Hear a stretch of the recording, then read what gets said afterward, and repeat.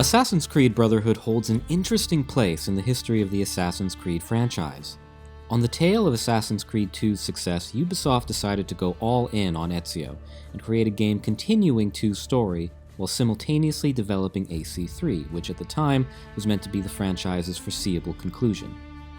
At launch, Brotherhood was a hit, cementing the franchise's status as a critical and commercial contender for years to come, and proving Assassin's Creed 2 wasn't just a fluke. On the other hand, however, it also heralded the inclusion of yearly releases, rushed development, and a de-emphasis of the overarching plot that had tied the anthology releases together. Looking back at the circumstances of Assassin's Creed Brotherhood, by all accounts it should have been a disaster, a greedy, rushed cash grab to capitalize on the immediate success of AC2. But instead, Assassin's Creed Brotherhood plays like it had years of development, and was always the intended third game in the franchise. In less than a year, Ubisoft Montreal and the other teams that worked on the game managed to make what is not only a worthy sequel to Assassin's Creed 2, but also a game that to this day is still the most polished and refined Assassin's Creed experience to date.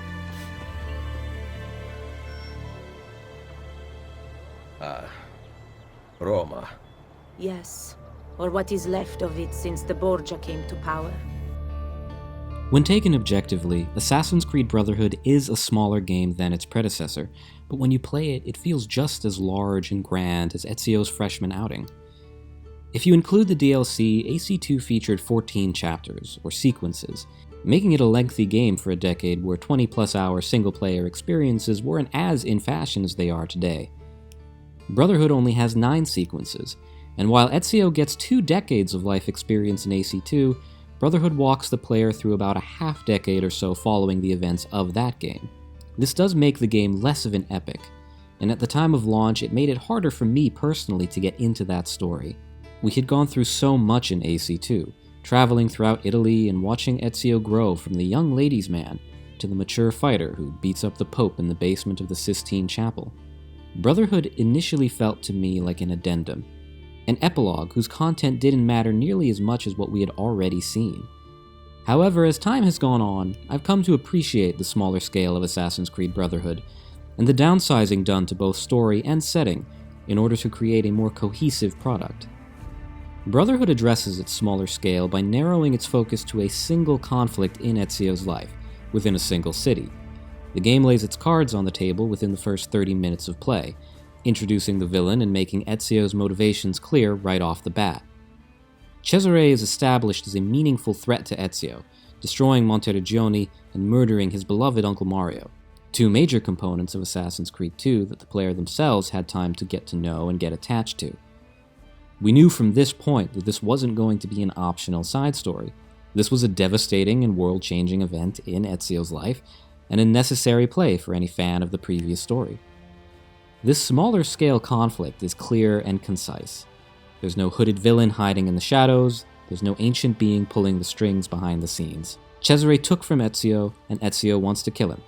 While AC2 saw Ezio face a new threat basically every sequence, with Rodrigo Borgia not taking center stage until the end of the game, Cesare is a constant presence throughout Brotherhood's 10 to 15 hour main campaign. The targets you kill throughout the game have clear, established connections to Cesare, and they represent different aspects of his grip on Rome. The banker handles his finances, the baron handles his military backing, and Micheletto is his enforcer. While each of these villains gets their own individual sequence dedicated to them, the impacts of their deaths on Cesare's operation is made very clear, keeping him at the forefront of the player's attention as they continue through the game. As a result, you're left with an experience that is not as expansive as AC2, but has a tightness and a clarity that makes it feel like a comparably important chapter in Ezio's life. In addition to the plot, Brotherhood also intelligently narrows its focus in terms of setting. Brotherhood does not see Ezio traveling from town to town in Italy as he dismantles the Templar Order, instead settling him firmly in Rome. Instead of multiple unique maps, the devs decided to create one large open world for Ezio to explore. The lack of a globe-trotting element is made up for by the expansiveness and the attention to detail present in this iteration of Renaissance Rome. Instead of multiple locales and multiple projects, all hands work together to create this unified vision of one map in Rome. In doing so, they created a larger map than anything present in AC1 or 2, which was a big enough advancement that it didn't feel like we were downsizing, despite only having one city. This is also helped by the fact that the city is very diverse, and it doesn't feel repetitive as you move from area to area. The city itself is reminiscent of the architecture and design of Florence and Venice from AC2, but it does have its own unique feel and atmosphere. The spotless streets of Vatican City under the shadow of the towering Castel Sant'Angelo, meanwhile, feel like its own distinct location, trading in the common people for cardinals in their extravagant wardrobe, and the papal guards with their funny pants. Going further still, the countryside is huge, which could have been boring were it not for the fact that that countryside is home to some of the most famous ruins of the Roman Empire on Earth. Climbing to the top of the Colosseum was the most surreal experience an AC game had provided to date at that time, and exploring ancient baths or the old forums provided a type of setting that the series hadn't yet explored. Instead of spreading their talents across a variety of different projects, the devs focused their energy on creating a concise, cohesive experience in its map and its story, and that pays off in spades. The guild will be run from here. Visit me whenever you like. There might be objectives to pursue that will help our cause in the city. Assassin's Creed 2 didn't really have fully blown side missions. You could race thieves through the streets and you could beat up cheating husbands, and there were also assassination contracts, but a huge brunt of your time was always going to come from that main plot. Brotherhood takes a different approach, and it balances out its shorter campaign with an abundance of side missions.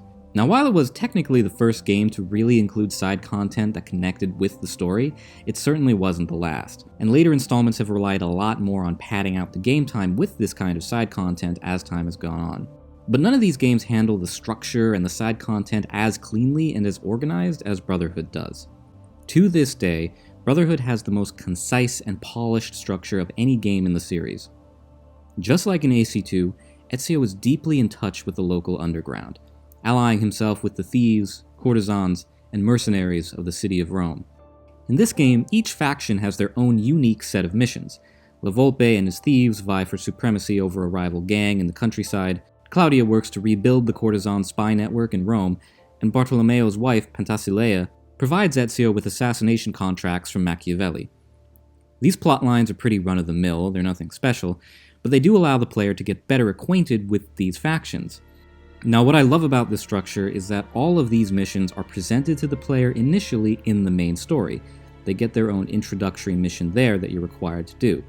But once that main story mission is complete and the faction is introduced, the player is free to continue that side arc at their own leisure, or they can simply move on with the main story and not really spend any more time with it at all. It makes these side activities feel very naturally ingrained with the main story as opposed to totally unrelated anecdotes in Ezio's life. The same can be said of the Leonardo machine missions, the assassin recruits, the Borgia towers, the tombs of Romulus. All of these missions and mechanics are introduced in the main story, and if the player is interested in more of what they see there, they are free to explore and find more of that content. If you enjoyed chasing the machine gun carriage through the forest and using it to tear through pursuing horsemen in the first Leonardo mission, you can ignore the main story and find more Borgia plans and play more of these unique missions. You can make your way through the map and burn down different Borgia towers. You can just work on recruiting assassins and building up the Brotherhood. All of these are experiences that are teased in the main game, but are entirely optional. The player can spend 10 minutes on them in the main story and never engage with them ever again, or they could spend dozens of hours exploring and completing this side content. When taken together, it is incredible how much more sheer content there is in this game when compared with AC2. And if open-world games throughout the 2010s have taught us anything, it's the dangers of filling your game with meaningless filler content. That's why it's so impressive that every single side mission in this game has a purpose that is clearly presented to the player in the main plot and opened up to be explored at the player's discretion. Every activity is tied directly to the main conflict and Cesare's control of Rome, and absolutely nothing feels superfluous. The side missions and main missions come together to form a single cohesive experience unlike any other the franchise has seen before or since. The only set of side missions that don't directly branch off from the main story are the Christina missions, which are a real treat. They are a secret that players can unlock in the game, which is directly tied to the percentage of the game you have completed. So as your synchronization percentage increases, you unlock this series of short, character-building missions that show us flashbacks of Ezio's relationship with Christina, his first love. Now, in terms of gameplay, honestly very little happens in these missions, but the focus is just on developing Ezio's character. They humanize him, and they show us how much he's matured and how much he's been through between the start of AC2 and now. These missions aren't necessary at all to understand the plot, and they don't directly relate to the current conflict in any way, but as emotional additions to Ezio's backstory, I find that they are some of my favorite content in the game.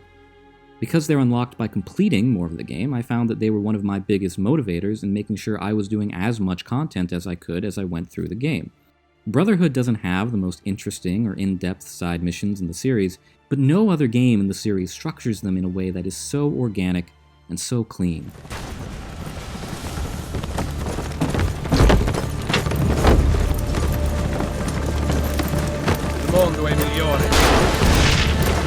The core gameplay of Assassin's Creed 2 is entirely unchanged in Brotherhood, and a huge amount of the assets are just reused verbatim. Ezio, however, is given a variety of new tools and abilities that make his character play like a progression on his previous iteration in AC2. For starters, the graphical jump from AC2 to Brotherhood was enormous, much larger than the jump from AC1 to AC2.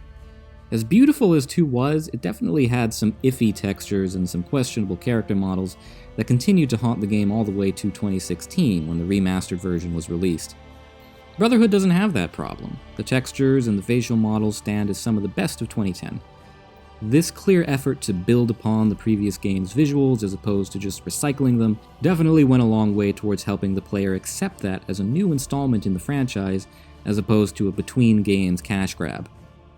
Adjustments were also made to how Ezio plays, with combat getting a soft but noticeable overhaul. The basic mechanics remain exactly the same, but the chain kill feature was introduced, allowing Ezio to instantly kill enemies one after the other, so long as he isn't interrupted by an enemy guard's sword. AC2 faced a lot of criticism at launch for having a combat system that relied so heavily on waiting and countering, encouraging passivity over offense. And personally, I'm not the biggest fan of the chain kill system, and I don't think it fixed the combat, but it does cover up some of its more egregious annoyances. An already easy combat system was made even simpler, but it does encourage the player to be more active and take an offensive position. While there isn't much effort put into making the combat more mechanically interesting, it is undeniably more stylish. The chain kill allows a seasoned Ezio to pass from victim to victim like a dancer, portraying a mature and experienced fighter. In addition to the chain kill, new animations for double kills with ranged weapons allow for stylish ways to break up the chain, and holding the attack button allows for Ezio to throw certain weapons like spears and heavy axes. The dev team definitely went all in on the aesthetics of the combat, and watching Ezio stab an enemy, shoot through him to kill a guard behind him, pick up a spear and impale a nearby crossbowman, it looks really cool. And every animation is totally smooth, making the combat feel continuous, something that later games have struggled with. Traversal also gets some minor inclusions that do add to the overall experience. One of the bigger ones is the parachute, which is a really cool in-game reward for playing the Da Vinci Machine missions, and it allows the player to take a totally new approach to traversal if they want. The player can explore new paths and attempt longer jumps that wouldn't have been possible prior to getting this tool. I've personally found that the platforming in AC has always been overly simplistic, especially if you take it as a successor to Prince of Persia. And so the parachute is one of the few examples of the devs actually building a tool that can change the mechanics of traversal, and not just inserting pretty but ultimately functionless animations. It was a tool that let me explore my creativity just a little bit, and while I didn't use it that often, I did appreciate the opportunity. The horse also gets more play here than in most games, and Ezio is now able to ride a mount in the city.